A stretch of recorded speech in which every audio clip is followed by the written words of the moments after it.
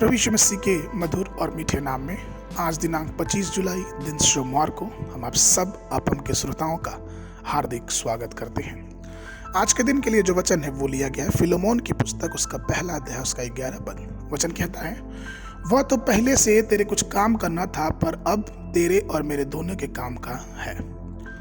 प्रभु में मेरे प्रिय लोगों, संसारिक पापमय में जीवन जीने का कोई फायदा नहीं है। पाप के दास के रूप में जीना और भी दर्दनाक है, क्योंकि ऐसा जीवन ही आपको नरक और पाताल लोक की ओर लेके जाता है। जो पश्चाताप नहीं करता या अपने पापों से दूर नहीं होता, वो शांति रहित जीवन व्यतीत करता है। सो परमेश्वर के प्रिय लोगों, जब हम और आप अपने जीवन में प्रभु यीशु मसीह को स्वीकार करते हैं, तो हम अपने आप को, अपने परिवार को, अपने जीवन को अनंत काल की आशीषों के रूप में बदल लेते हैं।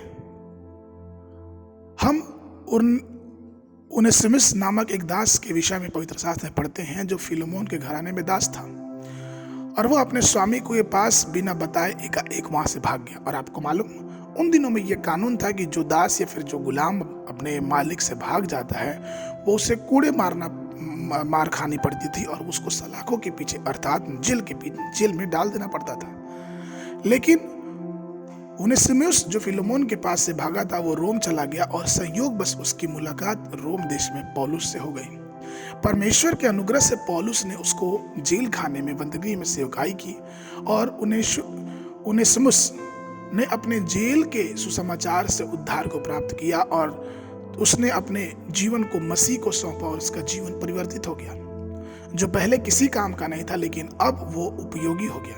और इसी कारण फिलोमोन को पौलुस ये पत्र लिखता और ये कहता है कि मैं अपने बच्चे उनेसिमुस के लिए, जो मुझसे मेरा कैदी में जन्मा है, तो उससे विनती करता हूँ। वो उससे कहता है कि कृपया इसे अपने पुत्र के समान रख ले, क्योंकि ये अब प्रभु को जान चुका है और अब वो ये पुराना उनेसिमुस नहीं रहा, लेकिन अब ये नया हो गया।